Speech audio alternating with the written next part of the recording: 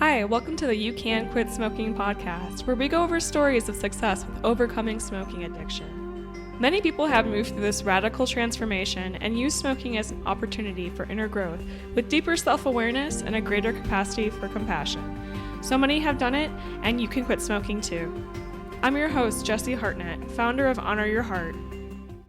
Hey everyone, welcome back. I'm so happy today. I'm joined by Connie. Connie, can you introduce yourself? Hi, my name's Connie Stapleton. I am a licensed psychologist. I work in the addiction and recovery field myself, and I live in Atlanta, Georgia. I have 3 grown children, an amazing husband of forever, and 7 grandkids, and I do a podcast as well. So I love being on your podcast. Thanks for having me. Thanks for being here. I'm so excited to hear. What's your story with smoking? Oh gosh, probably like a lot of people. I grew up in a household where both my parents smoked. I grew up in the 60s, and I think pretty much everybody smoked. Every adult I knew smoked, and they also drank. So I thought that when you grew up and you were an adult, you smoked and you drank. When I got into high school, my girlfriend and I, there was a program that our high school did called I'll Never Smoke. And it was a way for us to get out of school, basically. And so what we did was we went around to elementary schools and we had the jar with the nasty lung in it, right? And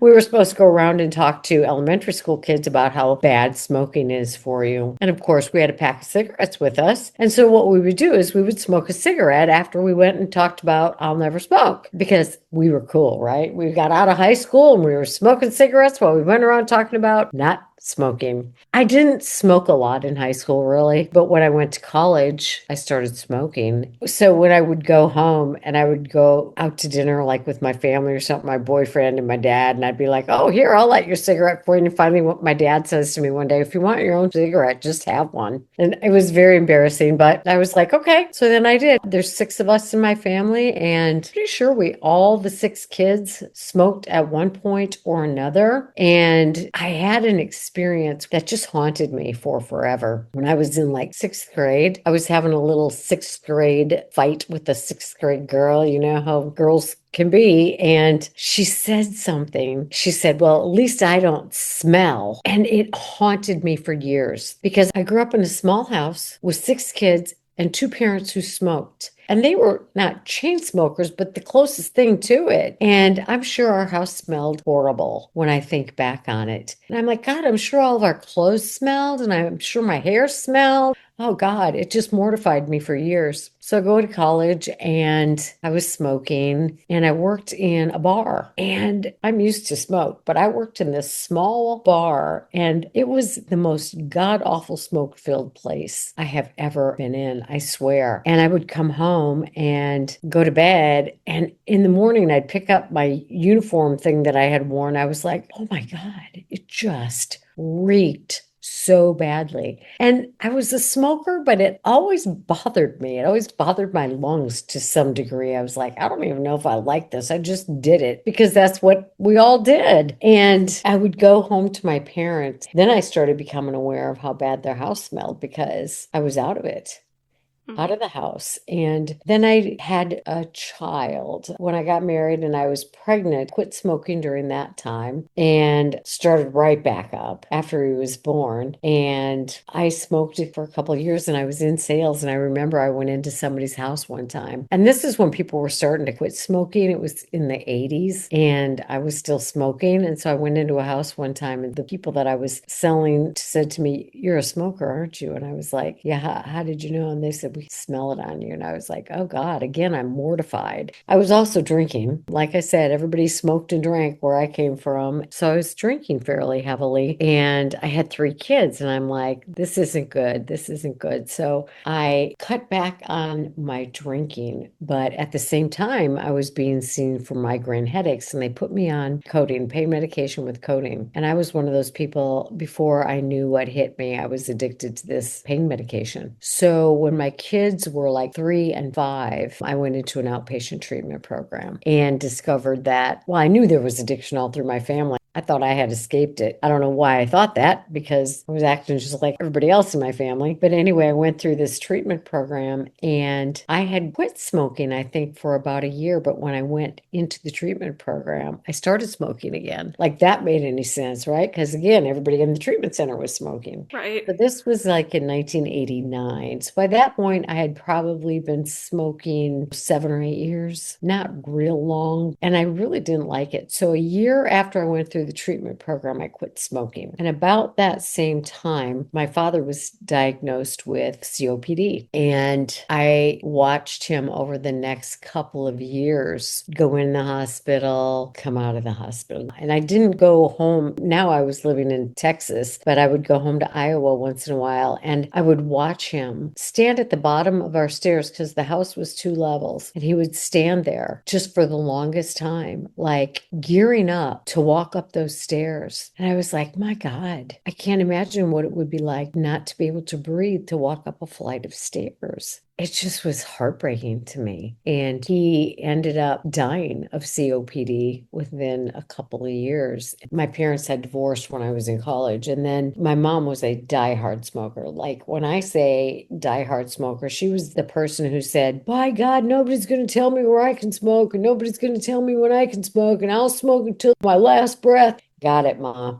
So my husband was a previous smoker too, but he had quit before I met him. And I am now smoke free for 20 some years. And I'm like, you're not smoking in our house. If you're going to come and live with us, we were living in Georgia at that time. She moved from Iowa and we were like, you're not smoking in our house. So she kept smoking, but she would smoke outside and had the cough, the cough, the cough, the cough. And too was diagnosed with COPD. So over the 7 years she lived with us, I saw the same trajectory as my dad. Got worse and worse and worse. And I would go to the doctor with her, the pulmonologist. She would lie to him. He'd ask her these questions and she would just like flat out lie. And I'm in the background going, no, yes, she is smoking all the time. So she went to Iowa to visit family, and I was up there too. And we were in the car, and she was asking me, she's like, well, your kids speak German. And I was like, I have no idea what you're talking about because my children definitely do not speak German.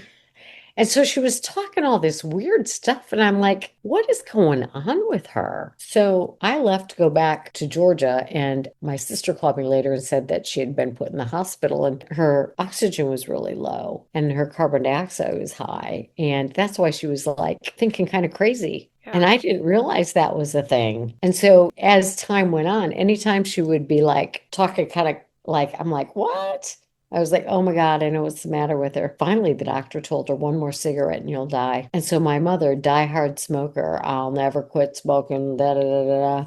She had to quit smoking because she was put on oxygen. And so she was still living with me. And so we had the oxygen tank in the house, and her health, of course, was getting worse and worse and worse. I swear to God, the woman gained 60 pounds because she started eating excessively in lieu of the smoking. And like a lot of people, she got pneumonia and she was hospitalized. And at that point in time, she was on the oxygen. But at that point, because of the damage, they told her she would have to be on a, I don't know, BiPAP or some kind of machinery all the time. It would be required for living. And at that point, she said, I don't want any more treatment. She said, I'm done. And so called all of the family together and she talked to each one of us one at a time. And she said to me words I never thought I would hear my mother say. Because she knew I worked as a psychologist in addiction and in recovery. I went into that field. After I went through treatment, I went back to school. Long story, but she said, if there's one thing you do in this world, please get people to stop smoking.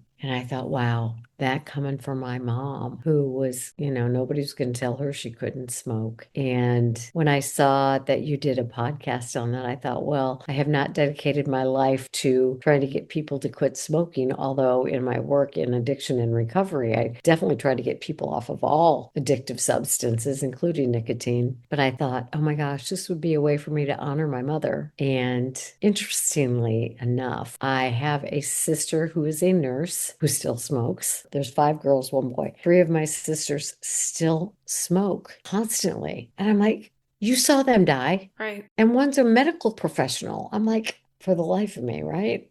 And so I wanted to come on your podcast and just share. I know it's a powerful, powerful addiction. I'll tell you another little story. One of my sisters, who is a smoker, and this is how powerful this addiction can be. She and her husband were separated, and he had a pretty serious drug addiction. And my sister is a smoker, and she's living in an apartment, low rent, low housing apartment. And one of the stipulations is you can't smoke in there, or you could be evicted. So I went to visit her, and she's smoking. I'm like, what are you doing? You could get evicted. Where are you going to live? You're on low income housing. What are you thinking? And right before this happened, she was giving me this long story about her husband she was separated from, about he uses his addiction as an excuse for this and for that and for all the things. So I'm saying to her, what are you doing smoking? You're going to get kicked out of this apartment. And what she said to me was, it's an addiction. I'm like, oh my God, do you hear yourself?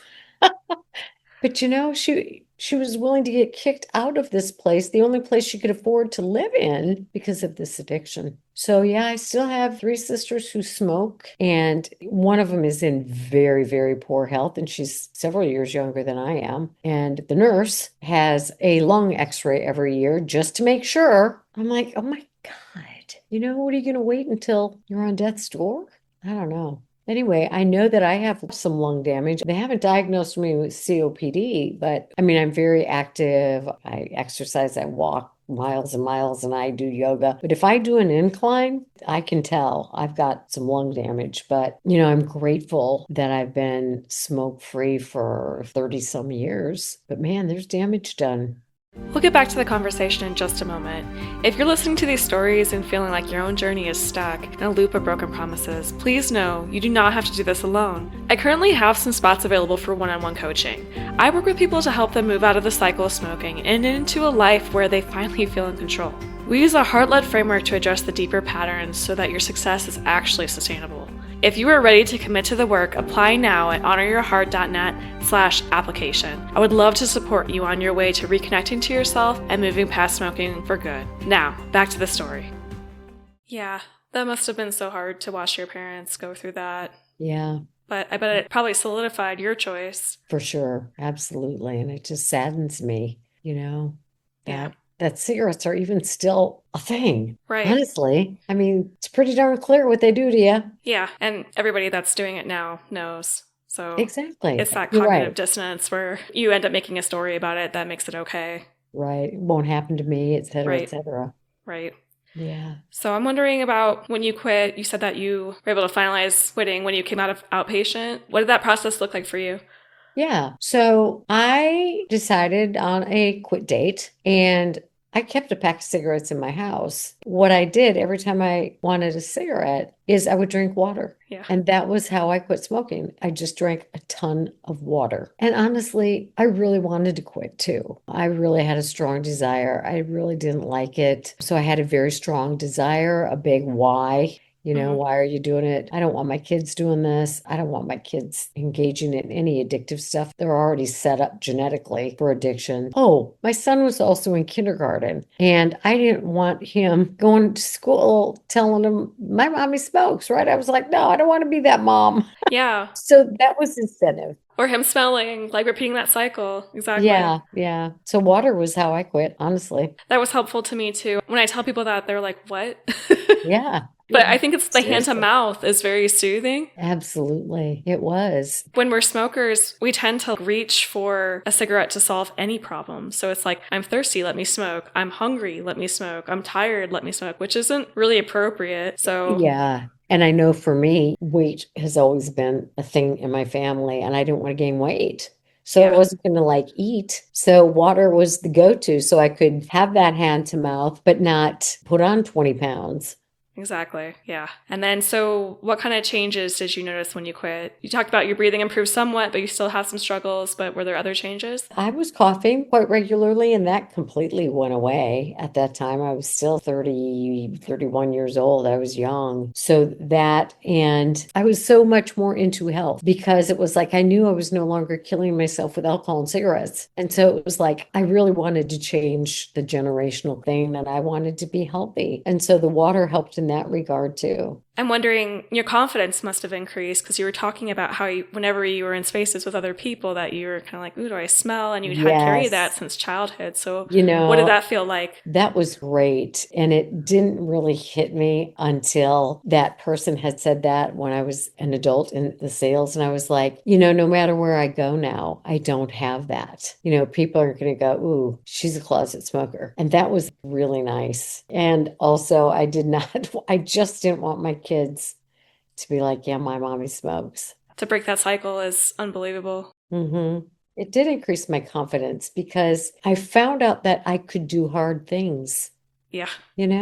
and that was just the start of taking a lot of healthy risks in my life. But it does boost your confidence when you do something that for so many people is so, so, so difficult. And it's like, wow, okay, if I can do that, what else can I do? And so it is confidence boosting. Yeah, and the resilience too, that you're able to bounce back. And Hmm. like you said, not all damage can be reversed, but you're in Hmm. pretty good shape, especially given your family history.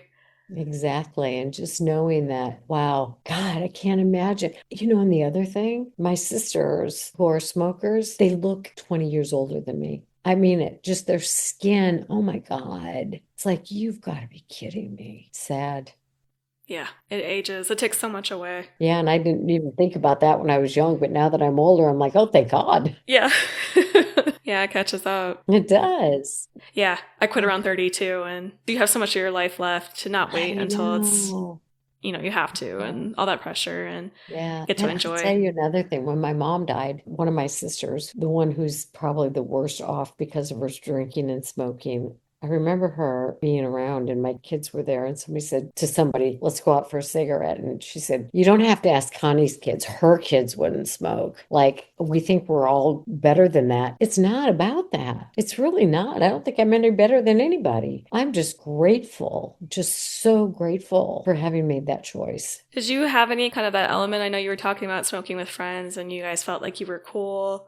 Did you did you have any of that left over that you were kind of battling, or No, I was really ashamed of smoking by that time. yeah. I really was. I mean, my husband didn't smoke, and the people he worked with didn't smoke, and the people I worked with didn't smoke really either. Just the people I went through treatment with all smoked. So Yeah. I smoked during that time, and then I quit. So there was shame associated with it for me. Me too. That was a big motivation for me to quit, just to prove to myself that I could and let some of that shame go, because it's hard to live that way. Yeah. What were some of the thoughts you were having? Because you said that you didn't really like it. So some people are like, I love it. I can't live without it. It's great. So what kind of thoughts were you having? Don't know. I just think I felt it. I think it really just hurt my lungs. I think it was like, why am I doing this? I don't like it. I don't like the taste of it. I don't like the way it feels. Why am I doing this? So why would you do it? Just you felt like you had to? What was the thought that was pulling you back to it? As I'm thinking about that, like I said, there's 6 kids, and I felt like because I had quit drinking and they already thought I was better than them, right? And I thought, well, this is a way to still be part of my family.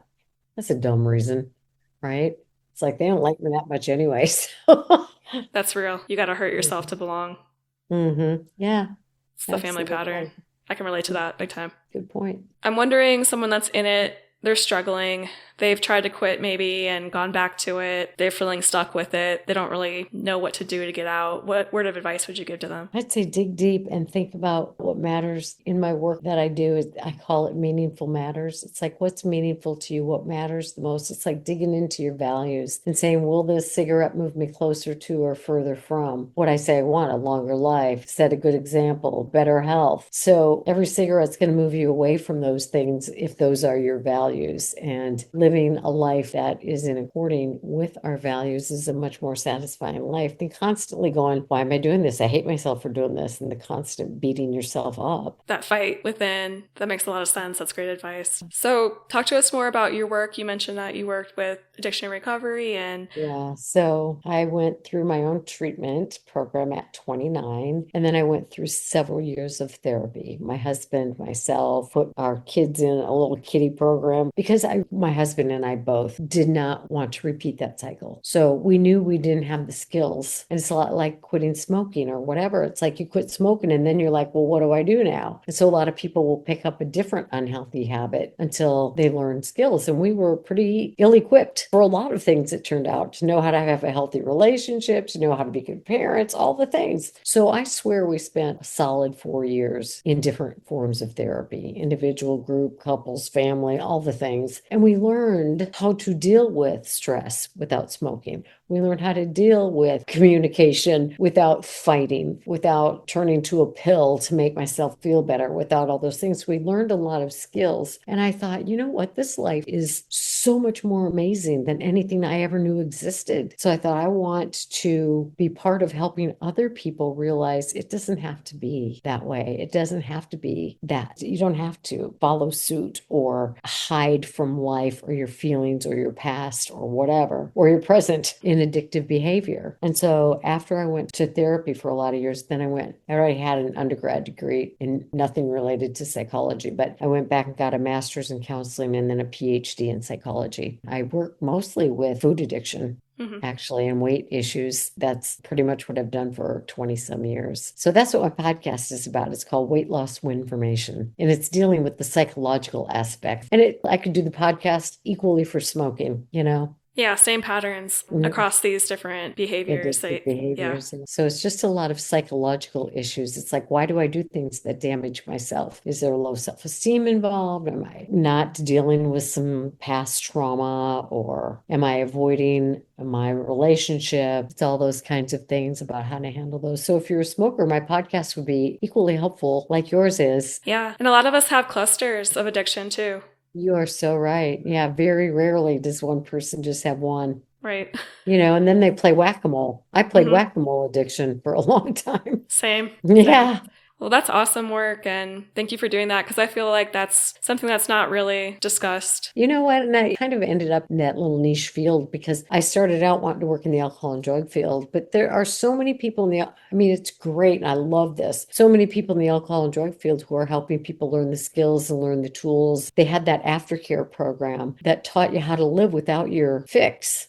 Gave you the coping skills. There was nobody doing that in the bariatric surgery. There's nobody doing it in the GLP-1 field. When I started anyway, 20 some years ago, there are a lot more people now, but even in smoking, there's a lot more people working to help people work through the underlying issues. So yeah, it's all the same. Addiction's an umbrella, but that's kind of where I landed. Well, how can someone get in touch with you? I have a website, Connie Stapleton, PhD.com. And my podcast is Weight Loss Winformation. But I got to tell you, I love that you do this. What a great resource for people. I love doing it. I love connecting with former smokers. I just feel like there's something amazing about us. Like we pushed through, we got to the other side, we found something out about ourselves. It wasn't easy for most of us, but it changed our lives for the better.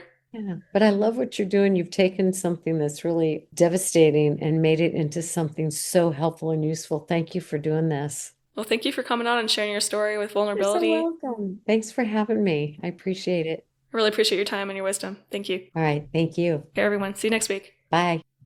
Thank you so much for spending time with us today. I hope this episode reminded you that no matter how long you've been stuck, a new way of living is always possible. I have some open coaching spots available right now for those who are ready to commit to their path of doing the inner work to quit smoking for good. Head over to honoryourheart.net/application to apply now. I'm looking forward to helping you move confidently forward. Until next time, treat yourself with kindness and cherish the gifts of your heart.